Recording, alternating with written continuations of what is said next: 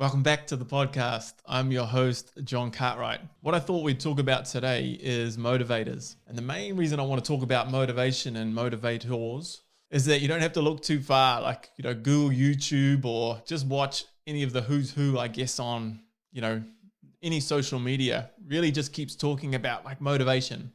See millions of videos on motivation. And to me, my experience of working with, say, elite athletes and business people, and then just general public, there are quite big differences between what actually motivates people. And I think the habits that people get into is they look to people that they, aspire to be like.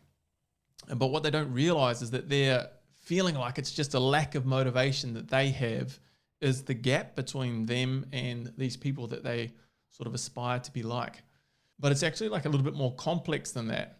And when you understand what basically drives you and what motivates you, I want to say you can be a little bit easier on yourself and then learn to kind of rig the game for your own mentality and where you're at on your journey. And what do I mean by that? Well, if I cut to the chase, if we go all the way back to kind of say Sigmund Freud, and people have picked some holes in his model and philosophies, and I'm not here to debate that. What I'm here to say is still what he talks about in terms of people's motivators still rings pretty true. And that is that you're basically either motivated to kind of avoid pain or to seek pleasure. And the world that we're living in, there's a certain amount of kind of conditioning that goes on for our society to work. The fact that we all stop at the lights and go when it's green and we sort of do the right thing by others. There's quite a lot of planning for our society to hold together. And so I certainly don't want to shake that. I understand. But if you look around you, very few people are motivated by pleasure, even though that's what you're led to believe. Most people are motivated by pain and avoiding pain. The problem is that we look at that as from a percentage standpoint. This isn't exact figures because no one's really done research on this to my knowledge. But if we look at where there's sort of wealth distribution, so wealth distribution is roughly 97% of the population doesn't have all the wealth. 3% of the population has all the wealth. Now, I'm only connecting some dots from my experience of working with people, and the people that I've worked with over time, the high achievers and the people that make, I guess, lots of money and are elite athletes. And when I say elite athletes, they're kind of the champion athletes, not just the elite athletes, because there's plenty of talented elite athletes, but there's very few champions, like real champions. That's about 3% of the people that I've worked with. And I think those numbers ring pretty true. The vast majority of us and I'm in the transition, if you like, towards this other way of looking at things. And so let me explain that a little bit more. So if you tend to be pain driven in that you wait for pain to build up before you take actions. And if you think about this, most people are like, I tend to procrastinate. Well, what's procrastination? Procrastination is I'm going to go away and do other things because I need the pain to be at a certain level before I'll go back and do that. So, last minute Charlie, I was the last minute Charlie, as you say, when I was at university. I would wait to the final hour and then I would knuckle in. I would do all-nighters. I think the longest I ever went for an assignment was 2 all-nighters in a row where I was, not even coherent by the end of it. But I got the assignment done and managed to pass somehow. But that easy example showed me what was actually motivating me there. Now, the other thing is that people think that, okay, if you're either trying to avoid pain or you're trying to seek pleasure, that, we're all just this pleasure-seeking culture now. You go, okay, everyone loves their phones. Everyone loves alcohol. Drugs are still pretty rampant. That means that people are actually going towards the pleasure of these things. When you really look at it, what's actually happening is all of those activities or all of those drivers, it's still to avoid pain. If we take the extreme example and we say, look at people that are, say, addicted to drugs. And I've been around a few of these individuals in my experience, but like not extensive, but they do tend to have the same story. And generally, when you ask them about relapsing and going back to drugs, it's typically that they just want the pain to go away. That's what's motivating them to take the drugs. It's not that the pleasure, if you like, is the motivator that they're going towards. It's the, I just want to get out of pain. Because especially when I've talked to a few heavy addicts before, even when they get back on the drugs, they actually just feel like they're back to normal. They don't even feel like they're on a high anymore. It's just, they feel so rough. They just want to feel somewhat normal again. That's the big driver for drugs. I think it's why that, overdosing becomes so rampant, because you have to take so much quite often to then get back on a high. But we won't digress with that. So that's the extreme example. Then if we look at that, saying, okay, 97% of the population, definitely, if you look at results and behavior, is tending to be pain driven. And you look at anyone going to, say, the gym, most people wait to feel really crappy about themselves and look in the mirror and say, oh man, I need to do something about this. Or, let's say it is drugs and alcohol. People wait to hit rock bottom to like, man, I need to do something about this. People with mental health issues, that's my personal experience. I had to hit rock bottom before I did anything about it. I have a friend that actually probably doesn't know to this day. I'm really thankful, because I remember having a bit of a meltdown, we'll call it. And he came to me and said, hey man, you need to go get some help, because I was not in a good way. And I wasn't even really aware of how bad things had got. So I ended up reaching out to get some help and was thankful for that.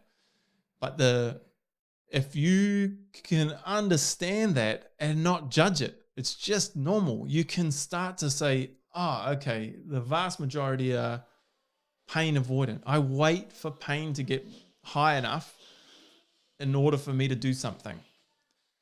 And we'll just leave it at the moment. Let's just park that. Now let's go to the other end of the spectrum, which is people that are pleasure seekers. Now, when you think about pleasure seekers, having done quite a lot of research on this, because I've studied high performance people, individuals, mainly because I could see a gap between myself and high level individuals. I was always a talented kid that never really did the work, because, my identity around being talented was this identity, and it was to be a high performer. I was going to have to give that up to almost recreate this identity, be a hard worker. And now I've studied all these individuals, these champions and successful business people. There's certain traits and patterns that you see in everything. And for them, the main thing is when you talk to them about their kind of pleasure, if you like, and then if you look back to the neuroscience that kind of backs that up, they actually see the world differently. And how you want to relate to them seeking pleasure is the challenges in life. For the pain motivated people, that brings them pain. For these pleasure seekers, the challenges in life actually brings them pleasure, which sounds weird, but it's the continually pushing through their limits and continually pushing through what they think is possible. Their brain actually, when a problem occurs, they actually start to get a dopamine hit when they start kind of pre-planning how to get out. And so, it's not that these individuals don't get down when the proverbial hits the fan, but man, they're straight back on the horse, because their brain starts to think about solutions and ways of going, and they start just taking action generally. They don't wait for the pain to get higher. It's not what's motivating them. They are just like, if I take actions here, eventually I'm going to get an outcome. And their brain's actually getting a hit from trying to A, solve that problem, and then B, they're getting a hit, if you like, of good hormones when they actually push through their boundaries. Now, when you think about this, you don't actually have to look too far. I always use the examples of basketballers because that was my world. And the easiest example, people are probably sick of me bringing up Michael Jordan, but I bring him up himself, and then someone like his ended up being protege, say like Kobe Bryant. And so Kobe Bryant sort of tried to mimic Michael Jordan. But when you look at those individuals, they couldn't wait for the next challenge. You'll never see these individuals, when they achieve a goal, you'll never see them resting. They're just looking for what's next. You'll never see these individuals resting on their laurels and go, they want another one. And it also gets misperceived that that's just this never-ending self-esteem issue that they're trying to overcome, that they're not good enough. That exists in a lot of individuals, but I'm talking about the 3%ers, the ones that have the real champions. Those champions, they just can't wait for the next challenge. They can't help but see it. And then if you watch how they behave in the world, you'll just see it. They finish their sport, and the next business is a success, or they fail miserably and then they eventually succeed because they're not being stopped. It's not pain that's driving them to their next challenge. It's pleasure. Now, how I'll give you an example of this is, and this isn't to call anybody out, because I'm not talking about right, wrong, good and bad. I just mean why so many people are attracted to this thing, but they're actually barking up the wrong tree. So if you look at, say, all top podcasters and YouTubers and things, these successful individuals, and I'll use someone like, I don't know, say like Joe Rogan, for instance, and what he talks about with motivation. Let's talk about, say, like David Goggins, or I'm trying to give a female example so I don't sound sexist, but it's just what's across my radar, I guess. Because women are the same. I've worked for a lot of female bosses, and the highest of the high individuals, everyone thinks the same. I don't care about the male-female conversation that people get caught up in. So I'm not trying to be sexist when I bring up the male examples. But if you look at these individuals, straight away it's like, kind of just do the work. Just get off your ass and do the work, and just keep showing up and keep turning up. And to the viewer who's still pain motivated, you're sort of sitting there going, oh, it's like, I feel sort of bad about myself, and I've got to feel bad enough about myself to go and do the work. But these individuals quite often don't realize why they're successful. They don't realize that they're pleasure driven. So they're kind of trying to coach you from a position of pleasure, going, why don't you find this pleasurable? Why don't you find turning up to the gym every day and working through it? And why don't you find taking on your biggest challenges, your biggest fears, all these things that you're petrified to take an action on? How come you're not wanting to do it? Because they don't get it, because they're getting a hit of pleasure. Whereas for you, or for a lot of the population, a good 97%, not fact, just observation for you keyboard warriors out there, there's 97% of the population, you're waiting for pain to get bad enough before you do something. So understanding that distinction between the two, I think, is really valuable. That's why I wanted to talk about this today, because you can sort of give yourself a little bit of a break and just watch yourself almost as this piece of machinery from the outside looking in, going, how do I act? How am I motivated? Because I could bet a fair bit of money on, if you don't have what you want right now, or you can see a gap between where you are and the goals that you're after, I would say most of the time you'll be pain driven already.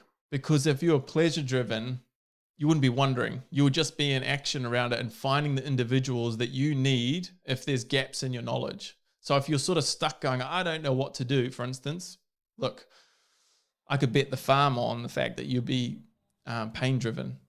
And if it's sort of like you're looking at these individuals and it just seems like hard work, you get a little bit of momentum and it's just dragging a little bit, the likelihood is that you're pain driven. So if you can realize what drives you, that just it's one or the other, and give yourself a break to be like, hey, that's just normal. It's human behavior.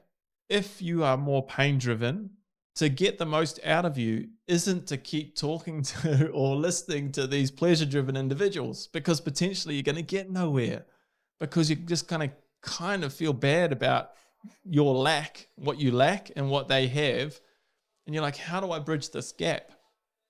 Instead of being like, that looks fun to be like them. They look like they really enjoy that. Maybe one day I'll get there, and just leave it at that. Come back to what potentially motivates you. And this sounds weird, but if you're pain driven, if I'm working with individuals that are trying to achieve goals and they are more pain driven, I kind of want to ramp the pain up for them. And I kind of usually have to do that artificially. And it's not to make their life like worse. It's just to go, okay, how bad does this have to get you motivated? And it's sometimes sort of saying like, what's it going to cost you if you don't do these actions? So like if we say set a goal and we talk to the individual and we just say, hey man, like if you don't achieve it, nothing's really going to matter. Like it's fine, isn't it? It's why most people don't do anything. They've got this dream and they don't do anything about it because it's like, hey, life's okay. Like the world's a reasonably safe place. I know there's carnage going on at the moment, but in terms of like safety, it's relatively mild. You go back a couple of 100 years, man, the world is probably a terrifying place. I thought, this is oversharing a little bit, but it's like, I thought it was really cool that I've got Viking blood in me until I found out that I've got Viking blood because it was raped into the bloodline in northern parts of England when the Vikings invaded. And then it was like, that's not cool. That's not cool at all. But, I can't even imagine a world where that's what's at stake, that someone might be coming off the ships at any time soon and my world's going to alter. The world's pretty darn safe. So there's no real pull if you're pain motivated to even go for these things. It's just this dream, and you love dreaming and you talk about your dreams. Anyone that knows me, especially probably from before I started probably the last 3 or 4 years, just a dreamer. Just talk dreams all the time because it's fun to talk about your dreams, and then you don't do anything about it. Or you like being the talented person and you don't want to change that because it's like, well, at least I'm talented. You just go down drinking at the pub and you find out how many people are like that. The could have beens, Oh man, yeah, he was the best player ever. Like, oh, he could have been this, could have been that. They're everywhere. The people that actually take on things that are pleasure driven, they're tiny. But they're so successful, they dominate the big screen, if you like. They dominate being the champions in the world, and we're left kind of go, what have they got that we don't? And so it doesn't motivate you. It kind of does the opposite. It actually probably just has you feeling despondent, like I just don't have the goods. They've got something that I don't have. And I'm just here to tell you that it's not the case. So when you're starting in that pain-driven position, you want to try and ramp things up. And there's certain games you can play with yourself to do that. One of the things that I try and utilize with people, and at first it came across my radar when I read Tim Ferriss's book, The 4-Hour Work Week, because, it was a brilliant book. It's like, how do I work, 4 hours and have the life of my dreams, right? Tim Ferriss is a pleasure-driven individual. So, the way he sees the world isn't the way we all see the world. But he painted a pretty good picture because it was this like, oh man, I want that. Like how you look at the world is awesome. But he went over 2 key laws in or principles as well in the book. And one was Pareto's law or Pareto's principle. And Pareto's principle it's a bit more complex than the 80-20 rule, but let's just leave it at the 80-20 rule for simplicity, which is that 20% of my actions are actually getting me 80% of my results. And when you're in business and running businesses, it's kind of the same principle or law. 20% of the individuals are doing 80% of the work, and the rest of them are kind of making up numbers. And I stepped into the corporate world for a little bit, and I would absolutely say that that's the rough numbers when you start looking at it, because I knew this knowledge by then, and I'd kind of do a bit of almost like a tally or a head count.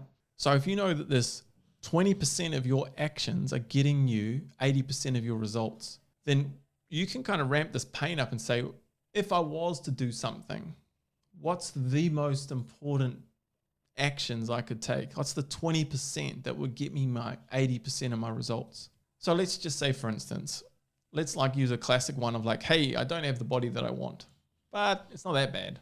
It's like, let's just say you got a bit of a dad bod, or you're carrying a little bit of extra weight and you're just like, I don't really like that. I'd like to get rid of it, but it's not really a must for me. And if I said to you, okay, how do we ramp that up?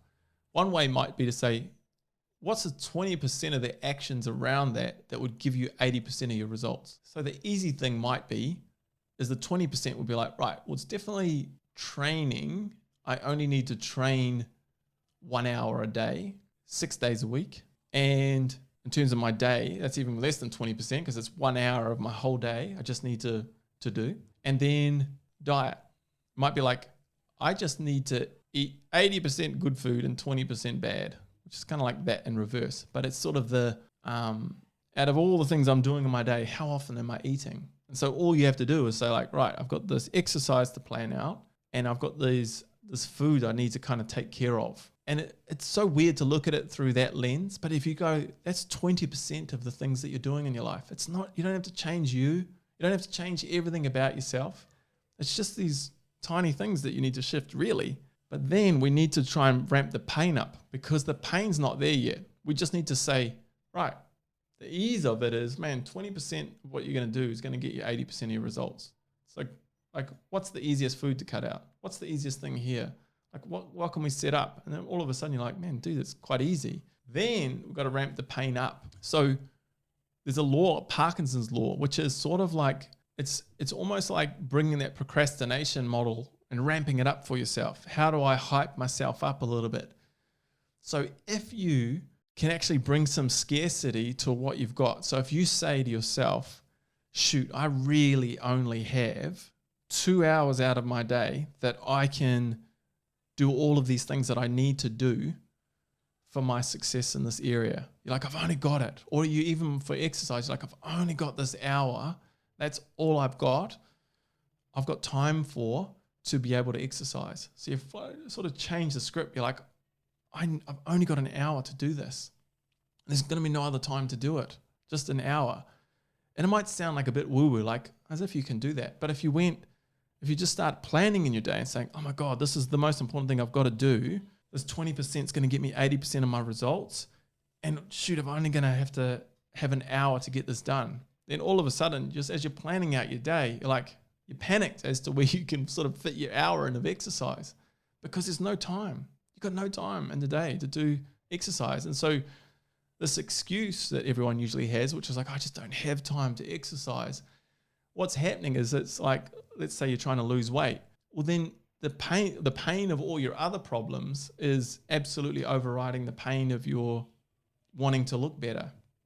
So just by playing that little game with yourself, like I've only got an hour out of everything to get this thing done, that's going to give me 80% of my results. It does trick your brain. You've just got to practice it and do it. And so then you can actually use pain to ramp up your motivation to go and do the work. And you have to keep playing that game. Now, once you are motivated, if you like, and you're motivated and you're doing actions, something starts to happen over time. If you consistently play that game for long enough, something starts to shift. And that is, you start getting results. And when you start getting results, you start getting some momentum. Now, when you start getting momentum, all of a sudden, you might come to, say, your coach or your trainer, or you might find that knowledge out and say, I wonder how I could be even more efficient at my training. I wonder if there's even better ways I can do this. I wonder if I can figure out how to maximize what's going on when I'm actually doing it. When you start to ask yourself those questions, that's sort of, when you ask better questions, you know you're starting to sneak towards pleasure motivation. Because as you start to ask better questions, you know what's starting to motivate you. It's challenges and it's better answers, because those, as you ask better questions, you're not going to have the answers immediately. You're going to have to do something to find out those answers. I just had some technical difficulties, so I'll try and pick up where I left off. I'm pretty sure what I was just at was, as you're starting to ask these better questions, then that gives you the evidence that you're going towards being more pleasure driven, because when you're asking the questions, you're immediately left without an answer. And so you're going to have to seek that answer. And if that's starting to happen, then you can start to realize you're starting to shift towards being more pleasure driven. And when you are, all of a sudden you start taking on different challenges and you start embracing them and you start getting a hit going for what's next. But there's going to be a pretty big time lag. And so if you've ever heard someone, you just got to take action, like some people have made some pretty big slogans of just do it. There's so much truth in that action really is what's going to make the difference. The problem is that you stop listening to the people that are pleasure driven trying to motivate you, because it doesn't feel that motivating. That's why, in my opinion, there's millions upon millions of people saying these great rants, and you get inspired for about 2 seconds and then you don't make a change. Most people that make huge changes in life usually hit rock bottom, like enough is enough. Relationships, something gets broken down. Health becomes so bad, they do something about it. They look so bad in the mirror, they finally do something about it. They've run out of time, they lose a job, there's nothing left. Like, I guarantee you, if you look at some stats about the changes that people made in their life around COVID, I was one of them. You know, like around that whole pandemic, the changes that happened to me, it was huge. The way I saw the world was like, it was a pain point for me. All of a sudden, I've taken off. In the last 3 years of my life, I have totally turned around my wealth. I have turned out world champion athletes. You know, I've worked with high-end business people. I've got people that never thought that they could run again because they had a major leg injury, and now they're running half marathons, you know. That change for me was huge, but it kind of like didn't happen until my pain threshold got hit. And so my advice to you around motivating, if you can see these dreams and goals that you're not there yet, and you can just see this big gap, and you try and it doesn't close the gap, and you try motivating and you keep listening to all these awesome inspirational people, but you just like, they've got something that I don't have. I'm here to just tell you, it's just the way they see the world. You can get there, but you're going to have to ramp up your pain artificially. It's to try and think of that 80-20 rule. What's the 20% of my actions that were going to get me 80% of my results? So it's not such a big problem anymore. And then ramp up the pain on that by going, give yourself these time pressures. Like, you've only got this short amount of time to do these really important things. And you're just trying to play a game with your brain. You really are. And you can do it. If you just realize, right, I've got to get my pain high enough. It's got to cost me enough to do some action. You can get creative with it. I've given you an example. It's not that powerful, but you know, that's why when I'm working with individuals, I've got to find out what makes them tick first before I can kind of just ramp up that pain dial on them. And then as you start to ask better questions, you start to realize that you're sneaking towards being pleasure driven in that area of your life. Because just remember, you've got different areas of your life. Just because you're getting, you know, some results for your body and you're becoming more pleasure driven for, say, your body, your relationships might be totally different. You might again be pain driven. You see all these individuals having fights and their relationship's got to break down before they suddenly fall in love again. That's why very few relationships are great, because it's the same thing. There's 3% of the population that I've ever seen that have amazing relationships. And I don't mean like sort of nice relationships. I mean like, you know, the 80-plus-year-olds that still overshare and talk about their sex life in their 80s and holding hands everywhere. And you're like, what the hell? What the hell? Surely not. You know, they're not very frequent. But I've met these people and I've talked to these people that are so in love still, and they're in their 80s plus. It's a very small percentage of the population. So if you just think, okay, there's relationships, there's work, there's all these different facets of your life. And if you just understand, there's only 2 motivators. 97% of the population, in my opinion, are going to be more pain driven. If you're looking at these people that have what you want, just understand they don't see the world the way you do. Okay, so having technical issues again. So I think the camera is trying to tell me to wrap it up. So let's try and sum all this up, okay? And I'll see if I can edit this all together to be coherent. But you just want to keep thinking.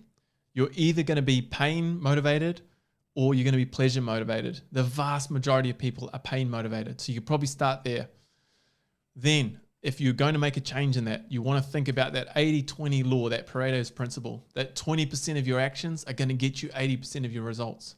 Then you want to ramp up the pain by bringing in that Parkinson's law, which is really like kind of time pressure, that you don't have time. You've got to ramp that pressure up and put some time constraints on yourself so that you can ramp up that pressure.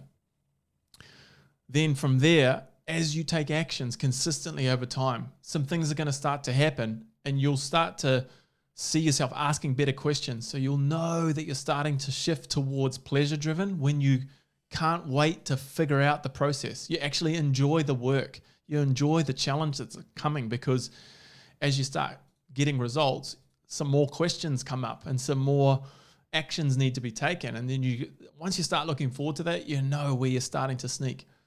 And just realize this is happening in every area of your life. So if it's rocking in one area, it might not be in the other. And you can start to see, well, hey, my work achievements are great, but my relationships suck. Okay. So, and the other thing is, like, I've covered so much stuff here today. You might be kind of feeling overwhelmed, or you might not quite believe it, I guess. But all I can tell you is that I've worked with people for 20 years. I've worked with people that are just nobodies, I guess, like general public, through to elite athletes. I've helped people go from not being able to walk again to being able to walk again. People that never thought they would run again, running half marathons. I've taken average athletes to become world champions. And all of it was to do with figuring out what their motivators were and how to shift that in them to get the best out of them. So it's what I do. So if you have any questions, by all means, reach out to me. I promise you I can help you. I've done this for a long time. So don't be shy. By all means, reach out. But for now, we'll wrap things up. It's bye from me.